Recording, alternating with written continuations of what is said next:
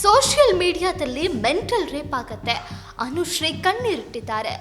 ಅನುಶ್ರೀ ತಮ್ಮ ಬದುಕಿನ ಕಷ್ಟಗಳು, ಆನ್ಲೈನ್ ಟೀಕೆಗಳು ಮತ್ತು ಮಹಿಳಾ ಸೆಲೆಬ್ರಿಟಿಗಳು ಎದುರಿಸಿದ ಲಿಂಗ ತಾರತಮ್ಯದ ಬಗ್ಗೆ ಸಂದರ್ಶನದಲ್ಲಿ ಮಾತನಾಡಿದ್ದಾರೆ.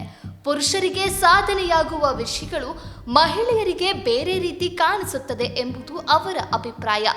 ಅಲ್ಲದೆ ಸೈಕೋಗಳ ಕೆಟ್ಟ ಕಾಮೆಂಟ್ಗಳಿಂದಾಗುವ ಮಾನಸಿಕ ಅತ್ಯಾಚಾರದ ನೋವನ್ನ ಹಂಚಿಕೊಂಡಿದ್ದಾರೆ.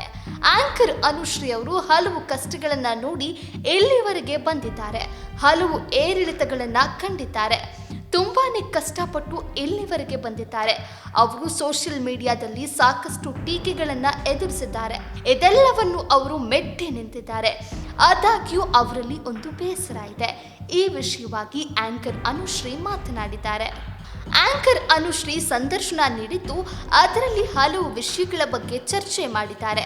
ಮಹಿಳಾ ಸೆಲೆಬ್ರಿಟಿಗಳು ಅಥವಾ ಚಿತ್ರರಂಗ ಯಾವುದೇ ಹೀರೋಯಿನ್ಗಳು ಇರಲಿ, ಅವರು ಹೊಸ ಕಾರು ಖರೀದಿ ಮಾಡಿದ್ರು, ಮನೆ ಖರೀದಿ ಮಾಡಿದ್ರು ಅಂದರೆ ಅದನ್ನ ಬೇರೆಯದ್ದೇ ರೀತಿಯಲ್ಲಿ ನೋಡಲಾಗುತ್ತದೆ ಎಂಬುದು ಅನುಶ್ರೀ ಅಭಿಪ್ರಾಯ.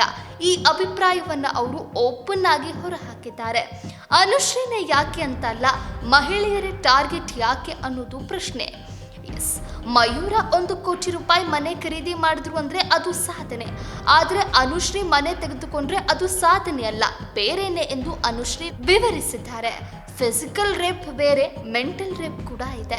ಕೆಲವರು ಸೈಕೋಗಳು ಕೆಟ್ಟ ರೀತಿಯಲ್ಲಿ ಮಾತನಾಡ್ತಾರೆ, ಕೆಟ್ಟ ಕಮೆಂಟ್ಗಳನ್ನ ಹಾಕ್ತಾರೆ, ಕರ್ಕೊಂಡು ಹೋಗಿ ಖಾರ ಪುಡಿ ಹಾಕಬೇಕು ಎಂದೆಲ್ಲ ಹೇಳ್ತಾರೆ. ಈ ರೀತಿಯ ಶಬ್ದಗಳು, ಈ ರೀತಿಯ ಪದಗಳು ನೋವು ತರಿಸುತ್ತೆ ಎಂದು ಅನುಶ್ರೀ ಬೇಸರ ಹೊರಹಾಕಿದ್ದಾರೆ. ಅನುಶ್ರೀ ಅವರು ನೇರ ಮಾತುಗಳಿಗೆ ಖ್ಯಾತಿ ಪಡೆದವರು. ಅವರು ಏನೇ ಆದರೂ ಅದನ್ನ ಓಪನ್ ಆಗಿ ಹೇಳ್ತಾರೆ. ತಮಗೆ ಬರುವ ಟೀಕೆ ಬಗ್ಗೆ ಅವರು ಹಲವು ಬಾರಿ ನೇರ ಮಾತುಗಳಲ್ಲಿ ವಿವರಣೆ ನೀಡಿದ್ದು ಇದೆ. ಈಗ ಅವರು ಹೊಸ ವಿಷಯದ ಬಗ್ಗೆ ಮಾತನಾಡಿದ್ದಾರೆ.